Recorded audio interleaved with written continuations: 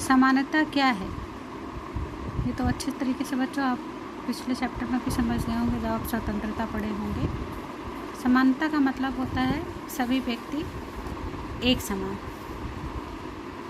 तो अब आगे इसके बारे में हम बताना चाहेंगे कि समानता है क्या। तो समाज में लोगों के साथ धर्म, जाति, लिंग, जन्म स्थान, रंग, रूप, पहनावा, संस्कृति आदि के आधार पर अगर कोई भेदभाव न किया जाए उसे समानता कहते हैं। जैसे धर्म के नाम पे तो लिंग को लेकर भी असमानता थी, जैसे स्त्री पुरुष की असमानता थी। जाति को लेते थे कि कोई विशेष जाति का होता था, कोई ऊंची जाति का होता था, कोई नीची जाति का होता था। जन्म स्थान को भी लेकर होता था कि अक्सर क्या होता है कि जन्म स्थान का मतलब होता है जैसे बिहार को लेकर बिहारी चढ़ाते हैं तो जन्म स्थान बिहार है। तो इस तरह से ये भी कहा जाता है उसको लेकर और उसके साथ भेदभाव करते हैं, तो ये हो गया कि हम जन्म के स्थान पर उसके साथ भेदभाव कर रहे हैं। अगर रंग रूप का मतलब होता है काले और गोरे का भेद, यानी कोई काला है उसका रंग रूप हो, उसका लेकर लोग मजाक उड़ाते हैं। तो इस तरीके से भी ये भी एक तरह से भेदभाव है, असमानता है। पहनावा के आधार पर, संस्कृति आदि के आधार पर भी अगर कोई भेदभाव किया जाता है तो उसे असमानता कहते हैं। और अगर इन्हीं चीज़ों को ख़त्म कर दिया है, ठीक है, तो इसे हम समानता कहेंगे। अब अगले टॉपिक पे आते हैं। समाज में सबको अपना विकास करने के लिए समान अवसर समान रूप से मिलने चाहिए। तो क्या होगा? समानता होगा। अगर व्यक्ति को उचित प्रोत्साहन, मार्गदर्शन मिले तो अपनी प्रतिभा को वो अनुसार अवसर प्राप्त कर सकता है, अपनी प्रतिभा को दिखा सकता है, अपने टैलेंट को दिखा सकता है। ठीक है, तो ये सारी चीज़। फ्रांस की क्रांति 1789 में हुई। इस क्रांति में भी समानता, स्वतंत्रता, बंधुत्व की मांग उठी थी। क्योंकि फ्रांस की क्रांति में क्या हुई थी? 1789 में 3 चीज़ की मांग हुई थी, समानता, स्वतंत्रता और बंधुत्व की। ठीक है, तो ये जो समानता है हमेशा से ऐसा मुद्दा रहा है, हमेशा से समानता की मांग की गई है। अब समानता क्या? अब हम एक चीज़ और देखते हैं कि भेदभाव जो है, असमानता या जिसको हम विषमता कहेंगे, इनइक्वलिटी, ये सब क्या है? इसके बारे में थोड़ा सा समझने की कोशिश करेंगे, विषमता को, असमानता को। तो हमारे समाज में तथा दुनिया भर में असमानता सदियों से चलती आ रही है। कुछ ख़त्म भी हो गई है, कुछ आज भी हैं। जैसा क्या दिखा, एग्जाम्पल कुछ हैं। सबसे पहले दिया है जाति को लेकर असमानता। जाति को लेकर बहुत भेदभाव होता है, तो इसको असमानता कहते हैं। तो हमारे देश में क्या होता था कि कुछ ब्राह्मण जातियाँ थीं, उच्च जातियाँ थीं, है तो सभी व्यक्ति समान ही। तो ये कास्ट वाला सिस्टम था। तो कुछ ही व्यक्ति लेकर आते हैं, उन्हीं के द्वारा जो है जाति के बीच असमानता हुई। जैसे कुछ जातियों को निम्न श्रेणी में रखा गया, जैसे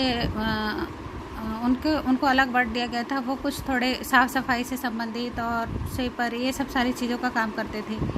फिर है रंग भेद, नस्ल भेद, गोरे और काले भी की जो भेदभाव होते थे वो भी होता था। आर्थिक असमानता में धनी निर्धन, यानी बहुत लोग, कुछ लोग अमीर होते थे, कुछ लोग गरीब होते थे, तो उनके बीच भी दूरियां होती थी। कोई कितना धनी है, उसके पास बहुत बहुत पैसा, और कोई इतना गरीब है कि वो अपनी ढंग से अपने पेट भी नहीं भर सकता। तो इस तरीके से ये आर्थिक असमानता कही जाती है। अब है राजनीतिक असमानता। राजनीतिक असमानता में क्या है कि राजनीति में समान अवसर न मिले। अक्सर क्या होता है, लोकतांत्रिक देशों में ये सब चीज़ें होती नहीं हैं, लेकिन जहाँ पर होती है वहाँ पर राजनीतिक असमानता ज़्यादा देखने को मिलती है। अवसरों की असमानता मतलब कि मौके कम मिलें, सुविधाएं कम मिलें, अवसर कम प्राप्त हो, तो इसको भी ना मिले, तो ये सुविधाओं की असमानता। अस्पृश्यता भी है, छुआछूत है। कुछ इसको लेकर उदाहरण भी हैं, असमानता कैसे होते हैं। एक तरफ तो लोगों के पास आलीशान मकान है, ऐसे के पास घर है जो किसी एक व्यक्ति के लिए जिसकी ज़रूरत नहीं है, उसके पास ऐसा घर है, बहुत सारे कमरे हैं, बहुत बड़ा घर है, बेशुमार दौलत है, सारी चीज़ सुविधाएं हैं, सभी सुविधाओं से भरपूर है। दूसरी एक चीज़ ऐसी जगह है जहाँ पर लोगों को ऐसी सुविधाएं भी उपलब्ध नहीं है, झोपड़पट्टी, पानी नहीं है, शौचालय नहीं है, बहुत सारी चीज़ें सुविधाएं हैं जो आलीशान मकानों में सुविधाएं उनके पास नहीं है।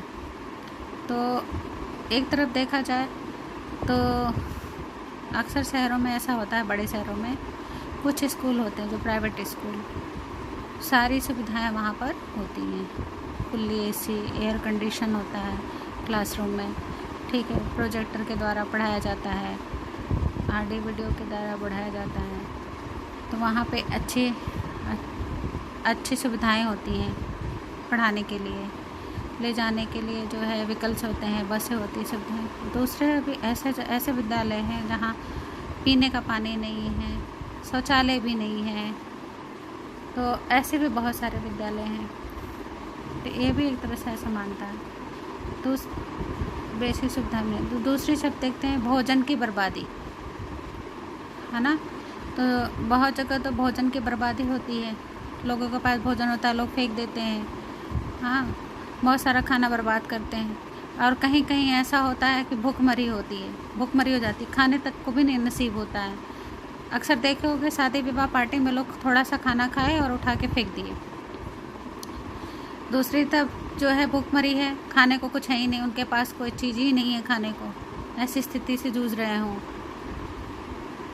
मतलब कहने का मतलब एक तरफ बेशुमार दौलत है और दूसरी तरफ गरीबी है। तो उसके बाद है शहर कोई एक ऐसा भी जहाँ मेट्रो है, ट्रेन है, बस है, सड़कें आदि हैं। और कहीं कहीं ऐसे जगह है जहाँ गांव है, वहाँ ख़राब सड़कें हैं, जाने के लिए सुविधा नहीं है, टूटी फूटी कच्ची सड़कें हैं, खस्ता हाल है। तो ये सारी चीज़ें हैं, ठीक है। तो ये सब चीज़ें जो आप लोग समझ, अब आते हैं कुछ फैक्ट हैं जो आपकी किताबों में दिया हुआ है। ऐसे भी फैक्ट हैं, इन आंकड़ों से पता चलता है कि बहुत अच्छी जानकारी है। सबसे पहला पॉइंट है, ध्यान से देखिएगा। अच्छा, दुनिया के 50 सबसे अमीर आदमियों की सामूहिक आमदनी दुनिया के 40 करोड़ सबसे गरीब लोगों की सामूहिक आमदनी से अधिक है। ये कि एक तरफ के दूसरे के 40 करोड़, दुनिया के 40 करोड़ जो गरीब होते हैं वो बहुत ज़्यादा होते हैं, और दुनिया के 50 अमीर आदमियों के पैसे मिला दिए जाएं तो इस तरह से देखा जाए कितनी बड़ी असमानता है। सामूहिक आमदनी से भी उनकी अधिक आमदनी है, और 40 करोड़ कितने लोग गरीब हैं, असमानता है। दूसरा पॉइंट क्या है कि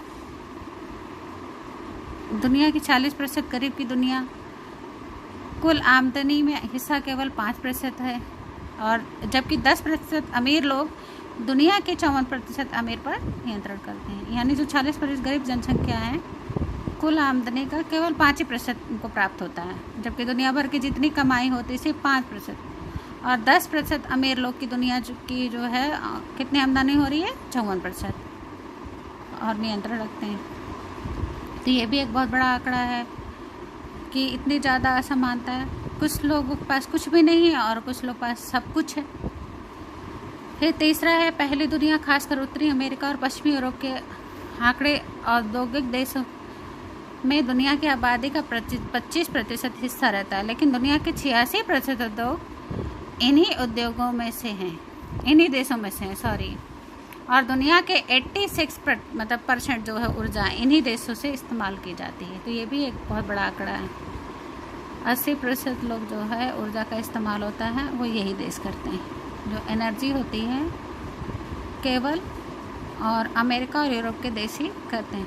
बहुत सारी दुनिया में बहुत सारे देश हैं, लेकिन एक भी कारण हो सकता है असमानता। ये सारे जो दर है वो असमानता के हैं। अब है इन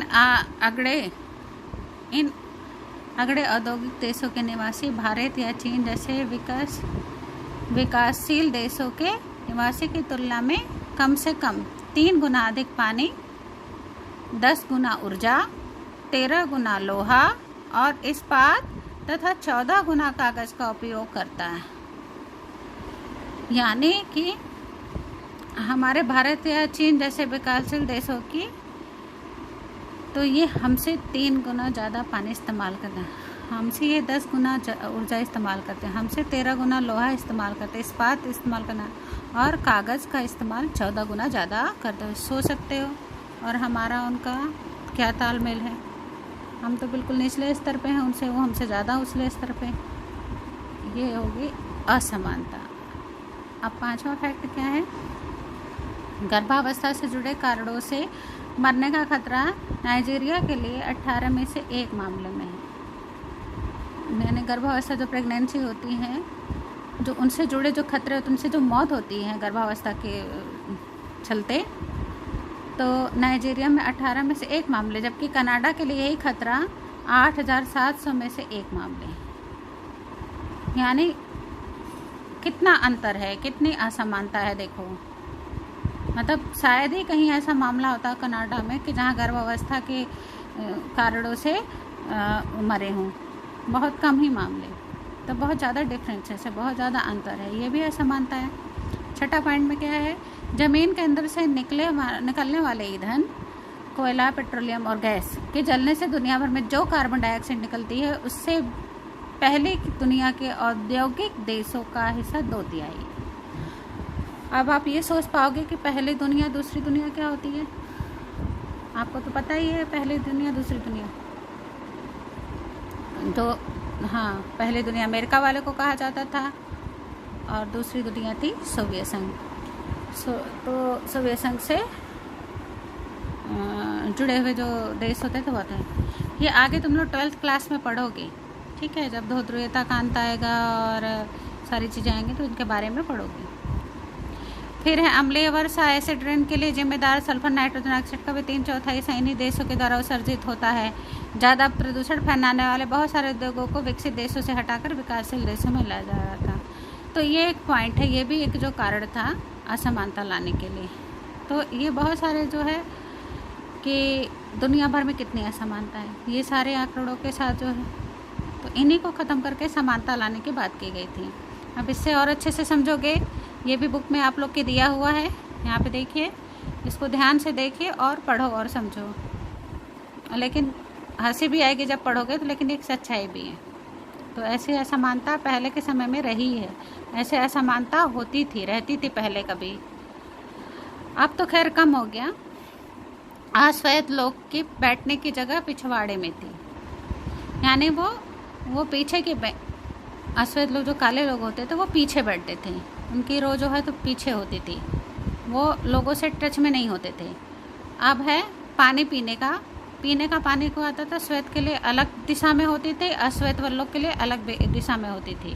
तो ये भी एक भेदभाव था। प्रवेश नहीं, कुत्ते, निग्रो, मैक्सिको वासी प्रवेश नहीं, मतलब निग्रो नहीं जा सकते थे, मैक्सिको वासी नहीं जाते थे, उनको जो है कुत्ते के बराबर समझा जाता था, हाँ, जानवरों के बराबर समझा जाता था।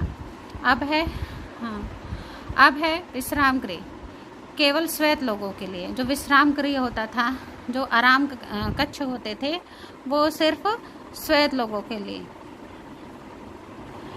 तो सोच लो कितनी भेदभाव होते थे पहले के समय में, है ना? कहीं ना कहीं उन लोगों की तुलना जानवरों से की जाती थी, उनको साथ में बैठने उठने नहीं दिया जाता था, हाँ, साथ में उनको समाज से दूर रखा जाता था, उनको नीचा और गिरा हुआ माना जाता था।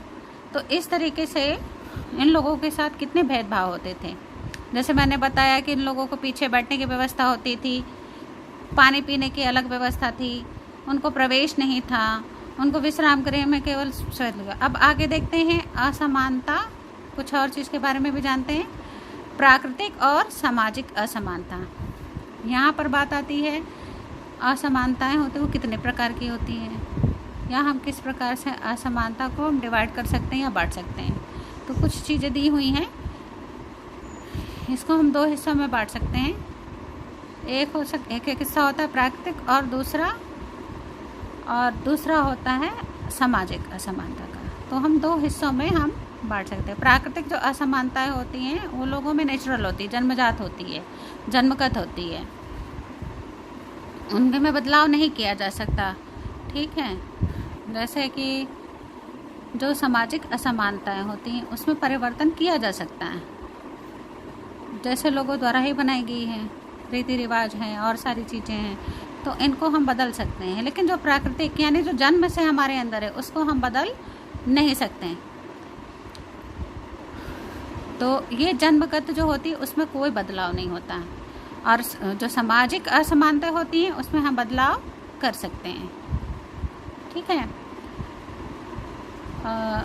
मान लीजिए उदाहरण हम देते हैं, जैसे किसी व्यक्ति का रंग रूप, कोई काला है, किसी की लंबाई कम है, किसी की लंबाई बहुत ज़्यादा होती है, कोई नाटा है, कोई शरीर का मोटा है, कोई बहुत ही पतला है।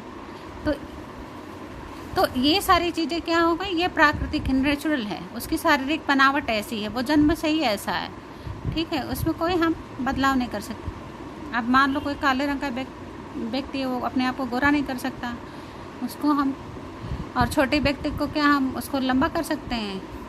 तो बहुत सारी चीज़ें ऐसी हैं जो प्राकृतिक हैं जिसमें हम बदलाव नहीं कर सकते हैं।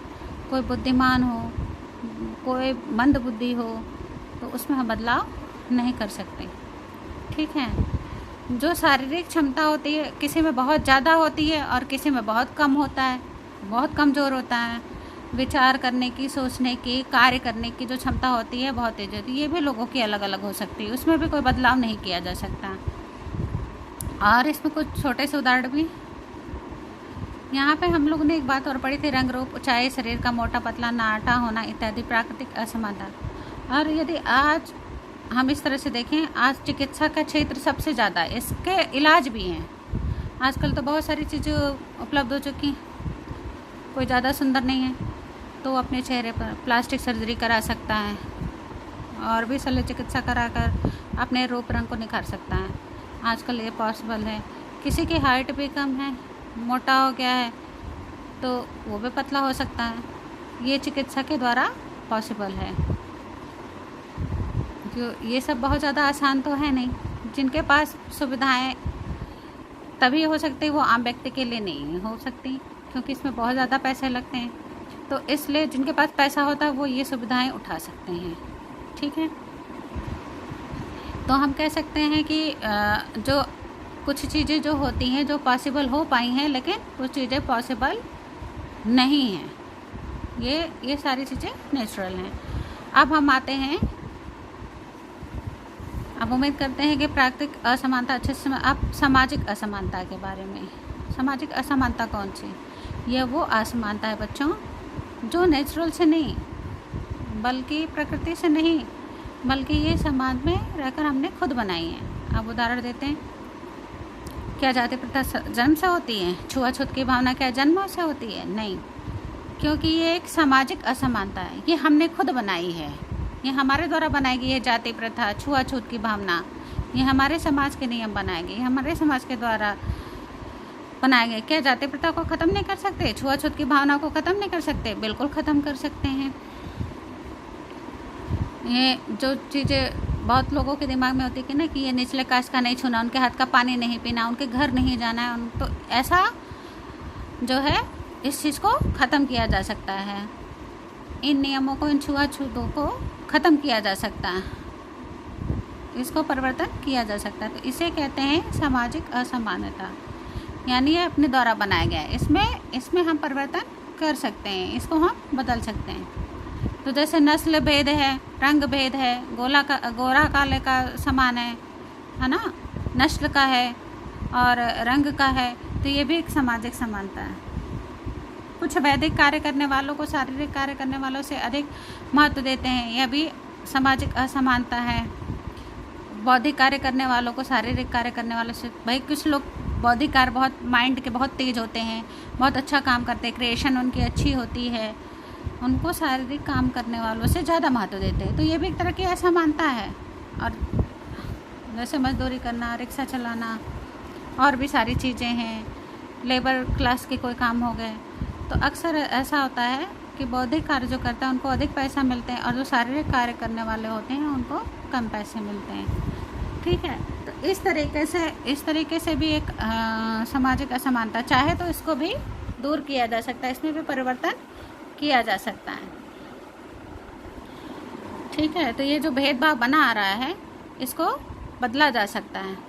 अब आगे हम देखते हैं प्राकृतिक और सामाजिक मूल्य के अंतर से यह स्पष्ट होता है कि किस प्रकार से अनुचित भेदभाव को खत्म किया जाए। हम दोनों के बारे में पढ़ रहे हैं। क्यों पढ़ रहे हैं? क्योंकि हमको इससे ये पता चलता है कि हम किस प्रकार से अनुचित भेदभाव को ख़त्म कर सकते हैं।